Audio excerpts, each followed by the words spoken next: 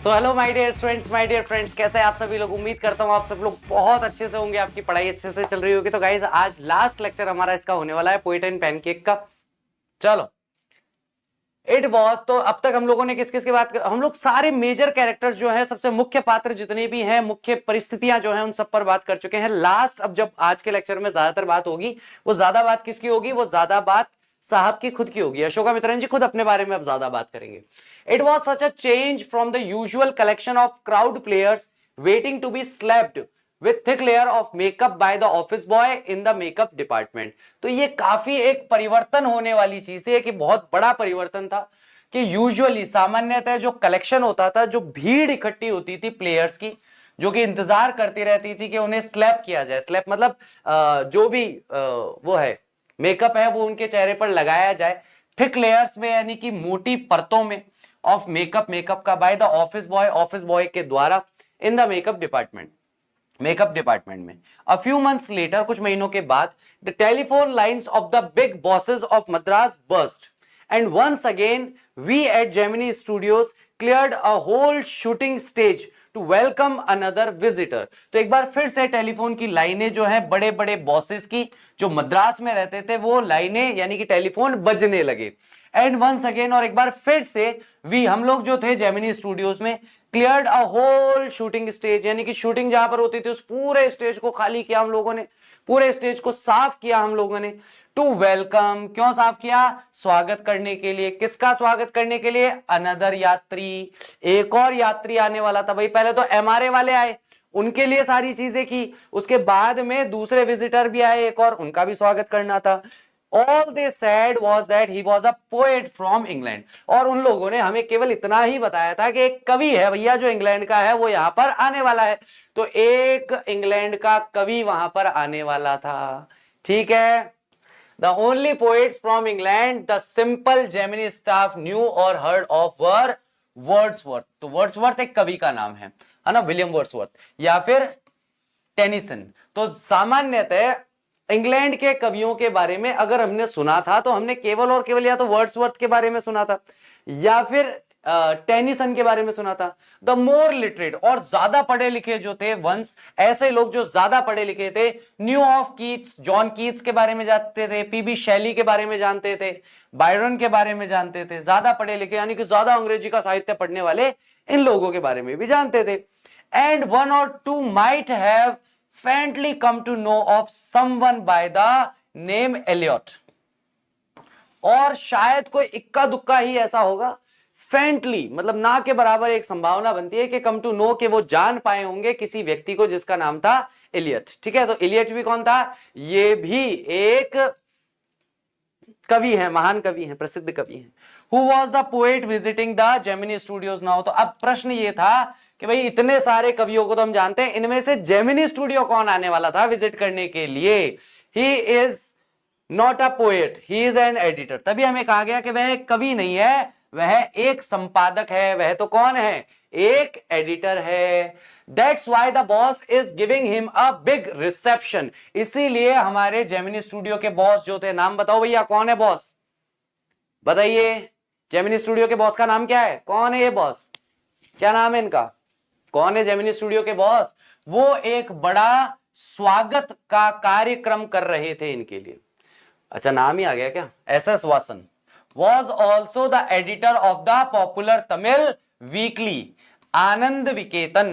तो यहां पर एस वसन साहब जो हैं वो भी एडिटर थे, वो भी एक संपादक थे। किसके संपादक थे, तो एक बहुत ही प्रसिद्ध तमिल भाषा की साप्ताहिकी चलती थी, साप्ताहिकी बोलते हैं। साप्ताहिकी मतलब ऐसी पत्रिका जो सप्ताह में एक बार छपती है, जिसका नाम था Anand विकेतन।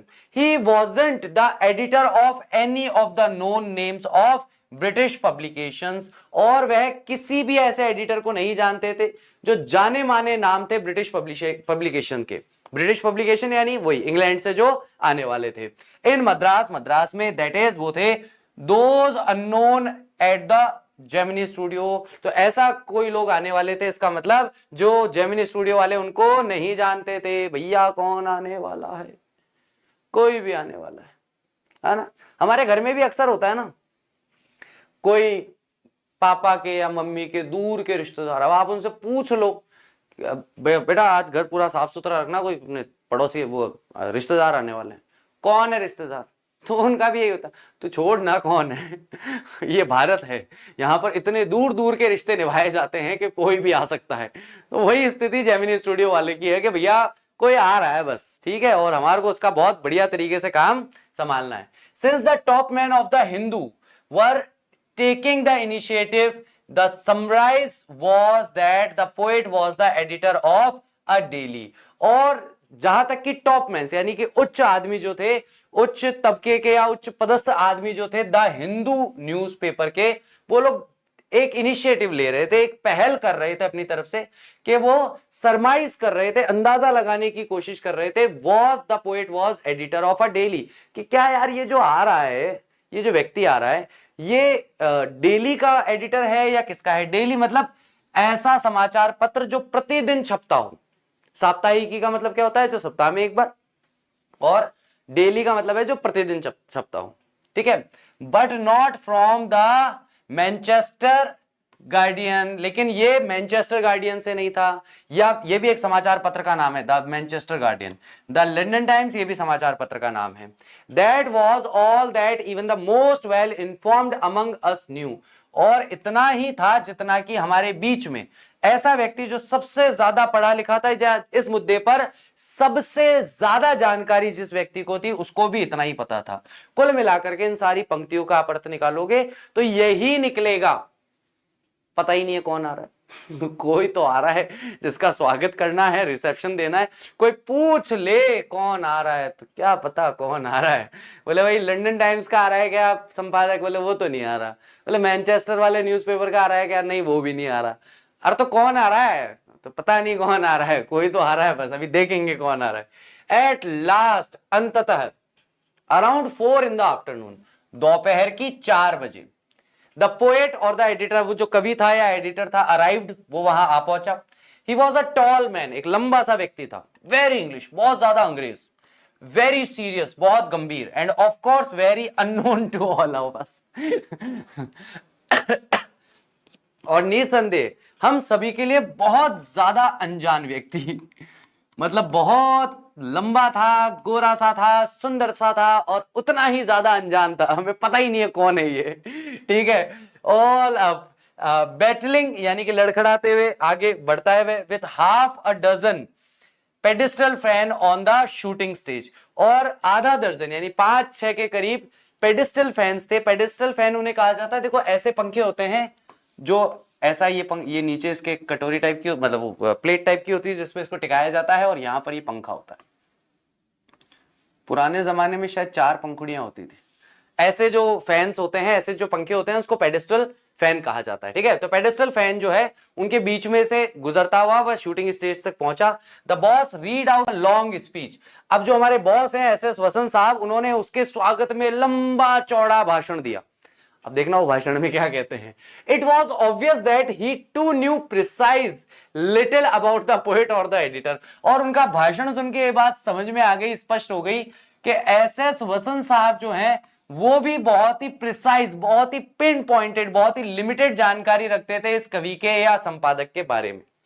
The speech was all in the most general terms, कि स्पीच जो थी वो बहुत ज्यादातर स्पीच का जो भाग था वो जर्नल टर्म्स में था, कि देखिए हमारा कितना सौभाग्य की बात है कि आज ये कवि हमारे यहाँ पर आए हैं, इन्होंने अपनी लेखनी से पूरी दुनिया को बदल दिया है, मतलब वही बेसिक बातें। लेकिन ज्यादा तो एसएस वसंत साहब को खुद को नहीं पता उसके बारे में कि ये है कौन भाई, बट हियर एंड देयर, लेकिन इधर उधर की बातें।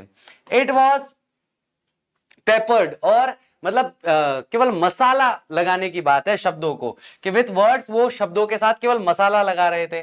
जैसे फ्रीडम जैसा शब्द इस्तेमाल कर लिया, डेमोक्रेसी जैसा शब्द इस्तेमाल कर लिया, कि इन्होंने डेमोक्रेसी के लिए बहुत कुछ लिखा है, इन्होंने फ्रीडम के लिए बहुत कुछ लिखा है, ऐसे लिखा है। तो एसएस वसंत साहब को भी नहीं पता इन्होंने क्या लिखा है या ये कौन सा अखबार छापते हैं, उनको भी कोई आइडिया नहीं है। देन द पोएट स्पोक, उसके बाद पोएट बोला। अब पोएट के बोलने में 2 समस्याएं, पोएट के बोलने में 2 समस्याएं, ठीक है। वो 2 समस्याएं कौन कौन सी है। He could not have addressed a more a more dazed and silent audience, यानी कि आज तक उसने अपने जीवन में कभी भी इतनी ज्यादा डेज्ड, चकित या घूरने वाली और इतनी ज्यादा साइलेंट ऑडियंस को कभी भी उसने अपने जीवन में नहीं देखा था। No one knew what he was talking about, कोई भी ये नहीं जानता था कि वो किस बारे में बात कर रहा है। एक तो उसका एक्सेंट, उसका बात करने का लहजा, जैसे इंग्लिश में अगर कोई बोल भी रहा है तो एक तो होता है my dear friends, I am here today to address all of you about an English poetry, एक तो ऐसे बोलना होता है। एक होता है अंग्रेजों की तरह बोलना, so my dear friends, today I am here to tell you about a wonderful poetry which is written in 1955।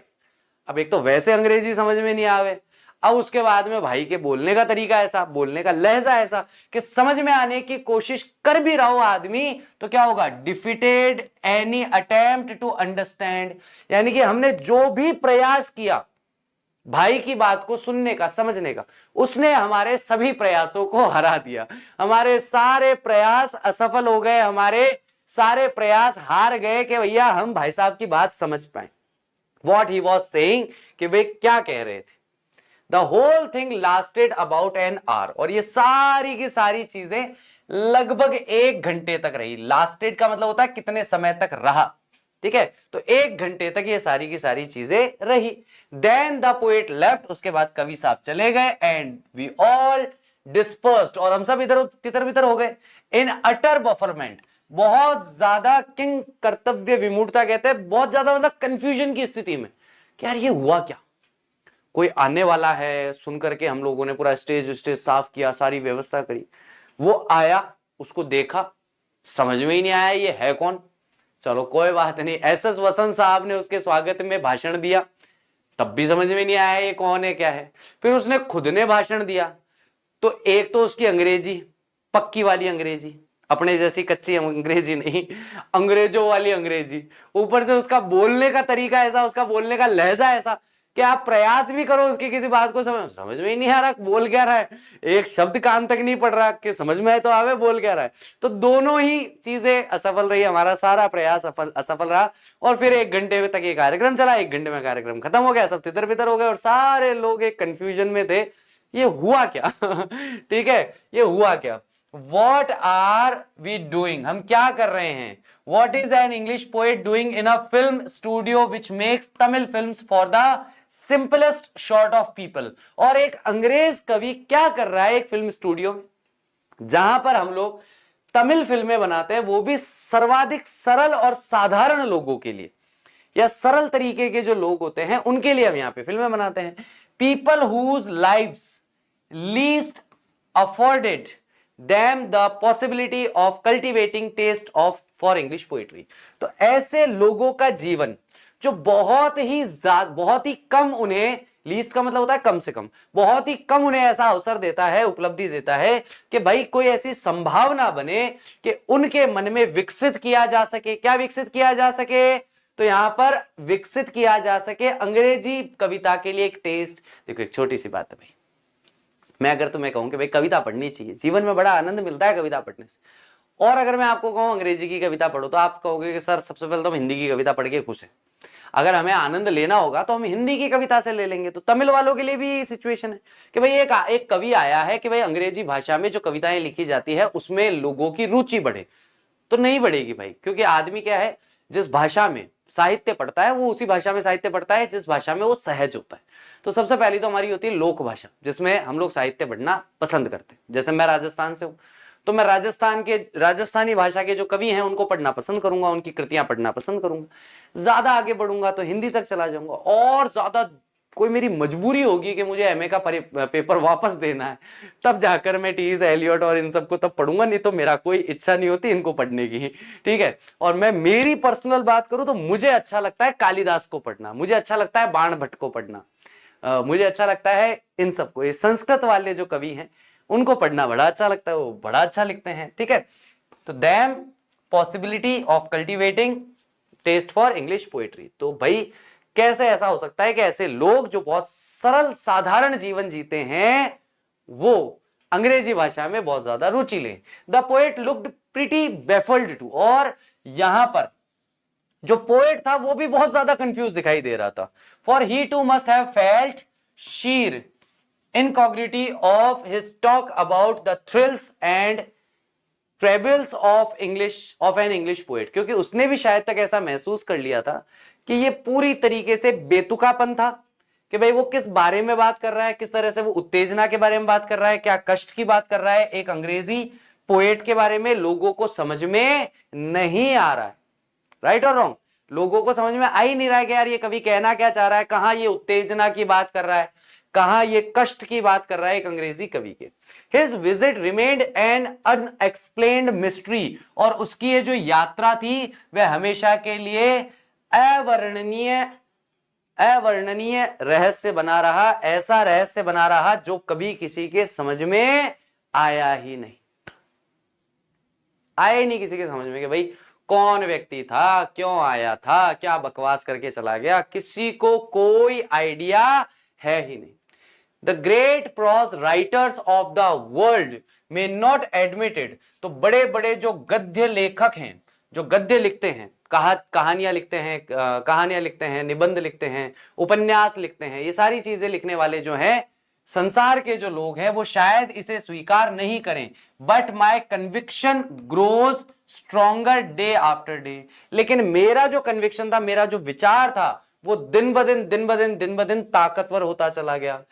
That prose writing is not and cannot be the true pursuit of a genius, कि भाई prose writing जो है, गद्य लेखन जो है, ना तो वह है और ना ही वह कभी हो सकता है वास्तविक कामधंधा।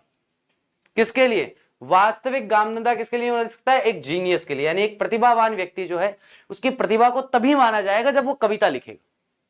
एक लेखक की प्रतिभा को तभी माना जाता है जब वह एक कविता लिखता है, जब वह गद्य लिखता है, जब वह कहानी लिखता है, जब वह उपन्यास लिखता है, तो उसे उतना महान नहीं माना जाता है। ठीक है क्या? It is for the patient persistent preserving drudge with a heart so shrunken that nothing can break it. Rejection slips don't mean a thing to him. He at once sets about making a fresh copy of the long prose piece and sends it on to another editor enclosing postage for the return of the manuscript. तो यहां पर क्या है कि भाई it is for patient, तो ये जो गद्य लेखन है ये किसके लिए है? ये धैर्यवान लोगों के लिए। कि बड़े बड़े गद्य लिखने हैं तो किसके लिए है? धैर्यवान लोगों के लिए है। परसिस्टेंट यानी कि जो लगातार किसी काम में लगे रह सकते हैं, निरंतरता से किसी काम को कर सकते हैं, दृढ़ता से किसी काम को एक बार काम में हाथ में ले लिया तो फिर छोड़ेंगे नहीं। ठीक है, तो यहां पर परसिस्टेंट यानी दृढ़ व्यक्तियों के लिए है। प्रिजर्विंग डच का मतलब उबाऊ काम करने वाले व्यक्ति के लिए, जिनका दिल बहुत ही ज्यादा डूबा हुआ हो, दुख में, दर्द में, बैठे बैठे लिखते रहते हैं, धीरे धीरे दुखी व्यक्ति। ठीक है, with a heart so sunken that nothing can break it, कि उनका दिल इतना डूबा हुआ है, इतना खराब स्थिति में, उनकी मनस्थिति इतनी खराब है कि कोई भी चीज उनका दिल नहीं तोड़ सकती। Rejection slips don't mean a thing to them. Rejection slip का मतलब क्या होता है? जब भी कोई व्यक्ति कोई कहानी लिखता है या कुछ भी लिखता है, तब वह किसी संपादक को, किसी न्यूज़पेपर वाले को, किसी किताबें छापने वाले को, है ना, पब्लिशर बोलते हैं ना हम लोग, तो पब्लिशर जो होता है उसको वो भेजता है अपना कि साहब ये मैंने कहानी लिखी है, आपको अच्छी लगे तो छापो और बेचो। ठीक है, तो अब यहां पर क्या होता है कि कोई भी ऐसा व्यक्ति जो गद्य लिखता है, अगर उसका रिजेक्शन हो जाता है कि नहीं भाई साहब तुम्हारी कहानी बकवास है, हम नहीं छापेंगे, कोई रिजेक्ट कर देता है कहानी को, तो भी उनको कोई फर्क नहीं पड़ता। He at once set about making a fresh copy of the long prose piece, और वह फिर से काम में लग जाता है, एक लंबी सी फिर से एक फ्रेश कॉपी बनाता है लॉन्ग प्रोज पीस का, यानी कि लंबे गद्य लेखन का, and send it to another editor, और उसे दूसरे एडिटर को भेज देता है, और एनक्लोजिंग पोस्टेज, और उस पर टिकट इत्यादि लगा देता है for the return of the manuscript, कि भाई ये जो मैन्यूस्क्रिप्ट है यानी उसके हाथ से लिखी हुई जो कहानी है ये वापस उस तक आ जाए। भैया आपको पसंद नहीं आई तो कोई बात नहीं, कहानी तो वापस दे दो, वरना बैठ के मुझे फिर से वापस पूरी लिखनी पड़ेगी किसी तीसरे व्यक्ति को दिखाने के लिए। तो आपको जो भेजी है कहानी अच्छी लगे, छापनी है तो बात करो, नहीं तो वापस भेज दो, कोई दिक्कत नहीं है। यहां तक का क्लियर है? एक तो भैया अनएक्सप्लेन्ड मिस्ट्री, दूसरा अब यहां पर जो हमारे लेखक हैं वो लेखन के बारे में बता रहे हैं कि भाई लेखन में गद्य कैसा लोग लिखते हैं, पद्य कैसे लोग लिखते हैं, वो चीज यहां पर थोड़ी बताई जा रही है। It was for such people that the Hindu had published a tiny announcement in an insignificant corner of an unimportant page. और ये it was for such people, ये ऐसे ही लोगों के लिए था कि द हिंदू नाम से जो न्यूज़पेपर है उसने छापा था। क्या छापा था? एक छोटा सा अनाउंसमेंट, एक छोटी सी घोषणा को उन्होंने छापा था। कहां छापा था? तो एन इनसिग्निफिकेंट, एक महत्वहीन कोने में, एक अनइंपॉर्टेंट, एक महत्वहीन पेज पर उन्होंने छापा था। अ शॉर्ट स्टोरी कॉन्टेस्ट, एक लघु कथा लेखन की प्रतियोगिता होने वाली थी। किसके द्वारा ऑर्गेनाइज थी? तो उसकी ऑर्गेनाइजेशन किसने किया था? बाय अ ब्रिटिश पीरियोडिकल, एक ब्रिटिश की यानी कि यूके की जो पीरियोडिकल है, पत्रिका है उसके द्वारा छापा गया था। By the name the encounter. तो भैया ये नाम याद रखना, द एनकाउंटर। ओके, तो द एनकाउंटर करके एक पीरियोडिकल आती है, एक पत्रिका आती है, उसने इस कॉन्टेस्ट को, शॉर्ट स्टोरी राइटिंग कॉन्टेस्ट को ऑर्गेनाइज किया था। ऑफ कोर्स निसंदेह the encounter wasn't a known commodity. तो द एनकाउंटर जो है वो कोई जाना माना नाम नहीं था, कोई जानी मानी कोई पब्लिकेशन हाउस नहीं था। अमंग द जेमिनी लिटरेटी, यानी कि जेमिनी के जो साहित्य प्रेमी थे उनके बीच में ये एक जाना माना नाम नहीं था। ठीक है क्या? चलो आगे बढ़ते हैं। I wanted to get an idea of the periodical before I spent a considerable sum. sum का मतलब होता है राशि। In postage sending a manuscript to England. और मैं चाहता था कि भैया मैं एक अच्छा खासा आइडिया ले लूं इस पीरियोडिकल के बारे में, यानी कि ये जो साप्ताहिक पत्रिका चलती है इसके बारे में मैं थोड़ी जानकारी प्राप्त कर लूं, क्या है क्या नहीं है। बिफोर आई स्पेंड, इससे पहले कि मैं खर्च करूं, क्या खर्च करूं? पर्याप्त धनराशि इस पर खर्च करूं, क्योंकि पोस्टेज लेना पड़ेगा और आपको इंडिया से यूके भेजना है।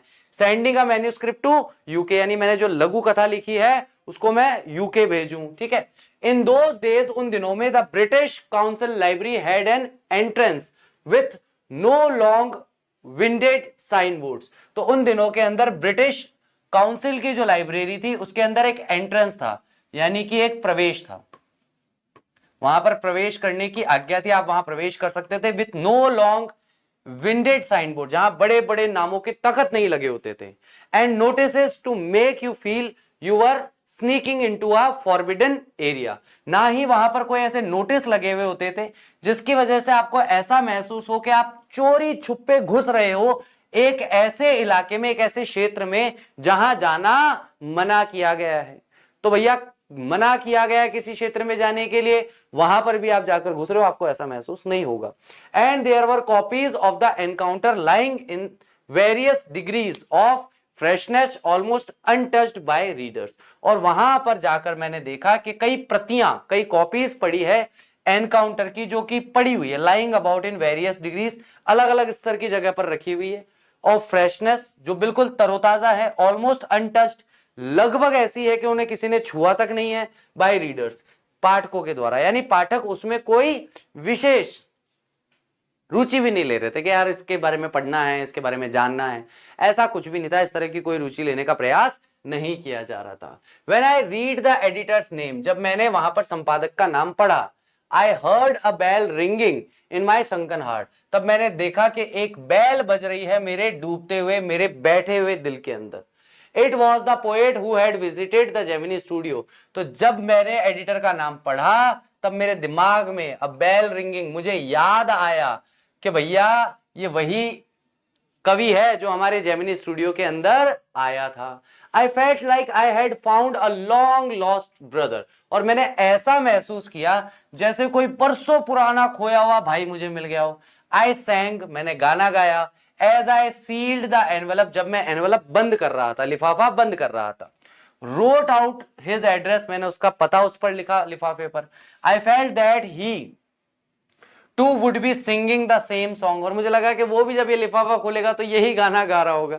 जैसा मतलब नहीं होता हिंदी फिल्मों के अंदर कि दो भाई होते हैं, छोटे छोटे मेले में जाते हैं घूमने के लिए, कुंभ के मेले में, तो वो एक गाना गाते रहते हैं दोनों भाई, फिर वो कुंभ के मेले में बिछड़ जाते हैं, फिर जब वो वापस मिलते हैं तो वही गाना वापस गाते हैं. तो ये ऐसा है कि भाई मैंने एक लिखी थी शॉर्ट स्टोरी और उसको मैं एनवलप में डाल रहा था, तो एक गाना गाते गाते बंद कर रहा था, और मुझे लग रहा था कि भाई जब वो खोलेगा पत्र को तब वो भी वही गाना गा रहा होगा, है ना. At the same time, long lost brothers of Indian films, लंबे समय के खोए हुए भाई जो भारतीय फिल्मों में दिखाए जाते हैं, डिस्कवर ईच अदर, जो एक दूसरे से मिलते हैं, एक दूसरे को खोज लेते हैं, by singing the same song, वही गाना गाते हुए, इन द फर्स्ट रील, जो पहले भाग में तो खो जाते हैं, in the final reel of the film, और जब फिल्म खत्म होती है, जहां फिल्म समाप्त होती है, वहां पर भी वापस वही गाना चला दिया जाता है. इस तरीके से चलिए आगे बढ़ते हैं. उनका क्या नाम था? Stephen Spender. Stephen, that was his name. Stephen Spender की आप अभी पढ़ोगे, काफी सारी कविताएं पढ़ोगे आप, है ना, पहले भी पढ़ के भी आए हो.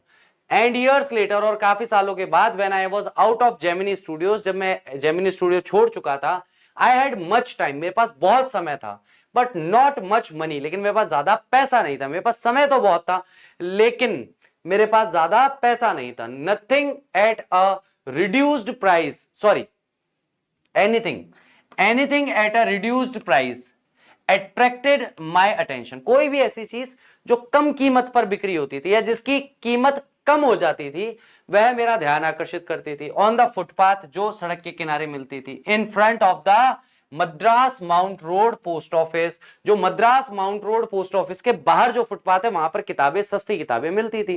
There was a pile of brand new books for 50 paisa each. वहां पर एक ढेर लगा हुआ था नई, ब्रांड न्यू मतलब बढ़िया और नई किताबों का, जो एक किताब 50 पैसे में मिलती थी, है ना. हम लोग तो भूल ही गए हैं यार, आप लोगों की जनरेशन तो जानती ही नहीं है किताब खरीदना. आप लोगों की जनरेशन में मैं नहीं मानता कि आप लोगों ने कभी भी जो आपकी कोर्स की किताबें हैं उनको छोड़ करके जीवन में कोई एक किताब खरीदी होगी. मेरा बेटा है, मैं उसको किताबें दिलाता हूं, मेरी आदत है उसको. जब कहीं पे भी, जैसे लास्ट ईयर हम लोग चित्तौड़ घूमने गए थे, तो चित्तौड़ घूमने गए थे तो मैंने चित्तौड़ का इतिहास करके एक किताब वहां पर बिक रही थी, है ना. तो चित्तौड़ का इतिहास, तो जैसे ही अब वो धीरे धीरे वो बड़ा हो रहा है ना, तो उसकी आदत धीरे धीरे उधर की तरफ झुकाव हो रहा है. वो खुद ही जाकर के सबसे पहले तो बुक स्टॉल पे खड़ा हो जाता है. हम कहीं भी घूमने फिरने जाएंगे, अगर उसको बुक स्टॉल दिख गई तो वो 5 से 10 मिनट 15 मिनट उस बुक स्टॉल पर बिताएगा ही बिताएगा, स्पेंड करेगा. वो वहां पे खड़ा रहेगा, वो देखेगा, टाइटल्स देखेगा, बुक्स देखेगा, कुछ उसके नोन राइटर्स हैं उनके नाम पढ़ेगा कि ये इस राइटर को तो मैं जानता हूँ, ये इसका तो नाम मैंने सुन रखा है, या इस राइटर को पहले मैंने कोई इसकी किताब पढ़ी है. मुझे लगता है किताबें खरीदनी चाहिए. ये मेरी पर्सनल, मतलब सबसे अच्छा इन्वेस्टमेंट मानता हूं मैं. जीवन का सबसे अच्छा निवेश अगर कोई हो सकता है तो वो किताबें हैं. किताबें इंसान को जरूर खरीदनी चाहिए. आपको अपने फोन से, आप जितना लगे रहोगे, अपने फोन से जितना जुड़े रहोगे, उतना ज्यादा स्ट्रेस, उतना ज्यादा डिप्रेशन, उतना ज्यादा आप कहोगे कि रेस्टलेसनेस आपको फील होगी. लेकिन जितना आप अपने फोन से अलग हट करके, और मैं किताबों में जो सब्जेक्ट्स की बुक है उनकी बात नहीं कर रहा, मैं कह रहा हूं पढ़ने के हिसाब से. आपको अगर कविताएं पढ़ने का शौक है, इतिहास पढ़ने का शौक है, जो आपका शौक है, कहते हैं ना, जो आपका जेनर है, जिस क्षेत्र में आप पढ़ना चाहते हो या जो क्षेत्र आपको मनोरंजक लगता है, उसकी किताबें आपके पास होनी चाहिए और आपको किताबें पढ़नी चाहिए. आप देखोगे बहुत आश्चर्यजनक तरीके से आपके जीवन से तनाव जो है वो गायब हो जाएगा. तनाव आप ज्यादा महसूस नहीं करोगे. कभी मौका मिलेगा तो मैं दिखाऊंगा मेरी लाइब्रेरी. मेरी अच्छी खासी लाइब्रेरी है, काफी अच्छी संख्या में किताबें हैं मेरे पास. हालांकि मेरे घर वाले बड़े किताबों को नहीं करते पसंद वो. मेरी वाइफ को हर साल ये लगता है कि भाई कुछ ना कुछ इनकी किताबें निकाल करके मैं कबाड़ी वाले में बेचती रहूं, कबाड़ी वाले को देती रहूं. तो उनको लगता है ऐसा, लेकिन मुझे अपनी किताबों से बड़ा प्यार है. अगर मैं मतलब किसी चीज के लिए गुस्से में झगड़ा कर सकता हूं तो वो मेरी बुक्स हैं, उसके अलावा कुछ नहीं. बाकी जो उठा के फेंकना है फेंक दो, कोई फर्क नहीं पड़ता. कुछ ना कुछ पढ़िए, और कोशिश कीजिए कि फोन में मत पढ़िए. एक्चुअल किताब होनी चाहिए आपके पास, वास्तविक. मैं तो ग्रंथ बोलता हूं ज्यादा, कि मेरा ग्रंथ कहाँ है, मेरे मुंह पे ग्रंथ ज्यादा आता है, किताब ये नहीं आता, या तो पुस्तक आता है या ग्रंथ आता है ना, तो पढ़ना चाहिए, है ना। Actually they were copies of the same book, हालांकि जो ढेर लगा हुआ था वो एक ही किताब की प्रतियां थी। एन एलिगेंट पेपर बैक, बहुत शानदार जिल्द वाली किताब, जो अमेरिका की ओरिजिन की जो पेपर बैक होती है, पेपर बैक का मतलब जो गत्ता बोलते हैं ना अपन, किताब का गत्ता होता है ना। Special low price student edition, और ये एक विशेष स्टूडेंट्स यानी विद्यार्थियों के पढ़ने के लिए एडिशन था जो कम कीमत पर बिक रहा था। The connection with the 50th anniversary of the Russian revolution, के रशियन रेवोल्यूशन जो हुआ था, रशिया में जो क्रांति हुई थी, उसकी 50वीं सालगिरह पर बनाया गया था ना। I paid 50 पैसा and picked up a copy of the book, मैंने 50 पैसा दिया और एक बुक खरीद ली। द गॉड दैट फेल्ड, वह परमपिता या वह ईश्वर जो असफल रहा। 6 एमिनेंट मैन, 6 बहुत ही प्रसिद्ध लोगों ने उसमें लेटर्स के फॉर्म में लिखा था, इन 6 सेपरेट एसेस, और 6 अलग अलग उन्होंने निबंध लिखे थे, डिस्क्राइब्ड, जिसमें उन्होंने वर्णन किया था their journey into communalism and their disillusioned return, कि किस तरीके से उन्होंने एक यात्रा की और इस यात्रा के दौरान वो कहां गए, उस यात्रा के दौरान वो साम्यवाद में गए और कैसे निराश होकर के साम्यवाद से वापस लौट कर आए, कि वो क्या सोचकर साम्यवाद में गए थे और जो चीज वो सोच के गए थे उन्हें वैसा कुछ भी नहीं मिला। ठीक है, Andre Gide, Richard Wright, Ignazio Silone, Arthur Koestler, Louis Fischer, Stephen Spender.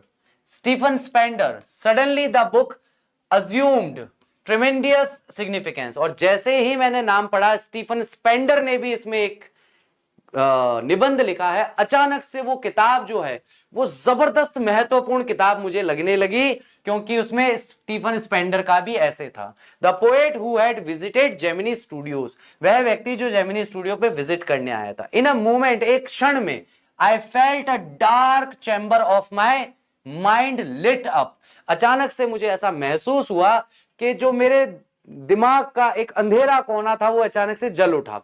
अब बाय अ हेजी इल्यूमिनेशन, के एक अस्पष्ट या धुंधले प्रकाश से, the reaction to Stephen Spender at Gemini studios was no longer a mystery, और जो रिएक्शन था स्टीफन स्पेंडर को लेकर जेमिनी स्टूडियो में आने का, वह अब कोई मिस्ट्री या कोई रहस्य नहीं रहा था। The boss of the Gemini Studios may not have much to do with Spender's poetry, but not with his God that failed.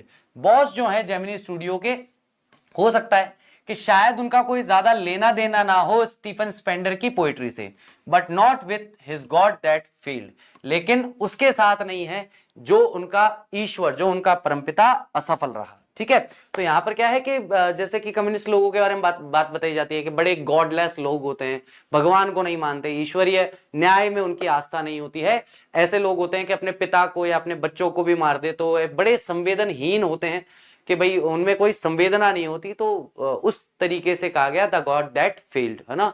तो ईश्वर को आगे रख करके और ये चीज इसमें कर रहे हैं। ठीक है, चलिए, उम्मीद करता हूं आज का लेक्चर अच्छी तरीके से समझ में आया होगा, आपने अच्छे से एंजॉय किया होगा। Thank you very much, I will see you tomorrow with MCQs, कल मिलते हैं एमसीक्यूज के साथ। Till that take care of yourself, bye bye, ध्यान रखिए अपना, बाय।